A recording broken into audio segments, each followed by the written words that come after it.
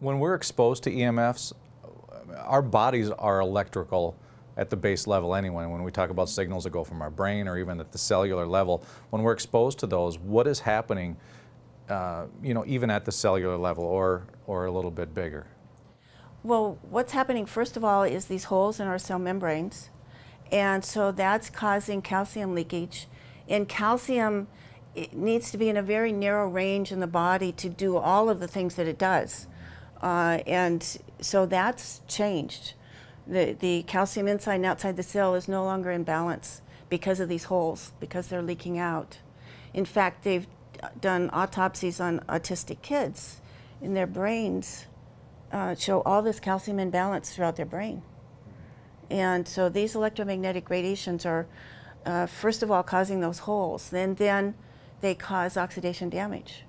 And that oxidation damage, it just raises havoc at the level of the cell. It's breaking our DNA. It breaks both single and double-stranded DNA. So the difference between these radiations and nuclear ionizing, the nuclear and X-ray and all that is called ionizing, and it breaks the DNA immediately. These radiations are slower as far as breaking the DNA. They vibrate the DNA until it finally does break. It still breaks, it just takes longer. And it's all cumulative.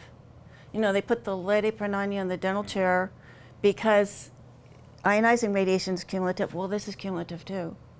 So the people who find me who are sick like I was, I became very sick from electromagnetic radiation. I'm very sensitive to it.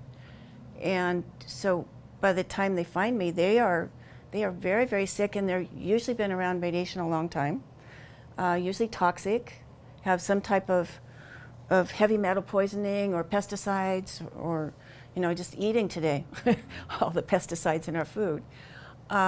So they're the ones with the toxic load and being around the radiation a long time, so the cumulative level is totally raised, are the ones who are as sick as I was. What happened for me was that being in California, by the time the smart meter installations got into our area, into our city, a judge had ruled it can't be mandatory. And so we opted out. Call it a permanent opt-out list. We called the electric company and said we want to be opted out. Mm-hmm. I educated our neighbors, got our neighbors on both sides to opt out. So when they started rolling out the smart meters on our street, I thought, hey, I'm fine. Nothing around me. They started on Monday morning. Thursday afternoon, I had a rash on my ankle, itchy rash. And I knew I had a doctor's appointment the next week. I thought, well, I'll ask her what it is. And in a week, the rash was all the way up my leg, totally solid up my leg. And she looked at it. She goes, well, it's some type of inflammation. It's not scabies. Mm-hmm. And she gave me some herbs to calm the skin down. It didn't help a bit. And in 30 days, I had a rash head to toe, head to toe. I could not pick up my cell phone. If I turned it on, I'd get itchy buddy sores erupting on my ankle within seconds. I couldn't be on a computer anymore, itchy buddy sores up my mouse arm. And I was only halfway through writing my first edition of my EMF Freedom radiation book, and I had to quit work. I couldn't work.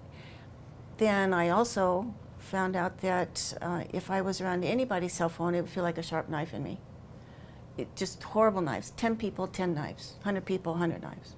I even quit going out in public because it was so painful. And if I walked near my neighbor's house that had a smart meter, knife, same sharp knife. And I found out about grounding. And grounding, I was going down to the beach, and there weren't smart meters along the buildings on the beach yet. I could lay on the beach and I'd feel better. I would recover.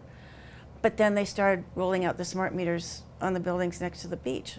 And I'd lay on the beach and start feeling the knife again. So I'm definitely electromagnetic sensitive. I've been on computers since they were invented.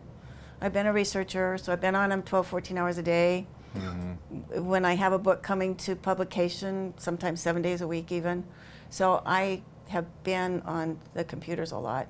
Plus I have a history of mercury poisoning. 15 years ago, I almost died from mercury from a dental, from the fillings in my teeth. So I know I have this mercury. Half of the people who find me have a history of mercury poisoning too. They know they've been Okay. exposed to the mercury.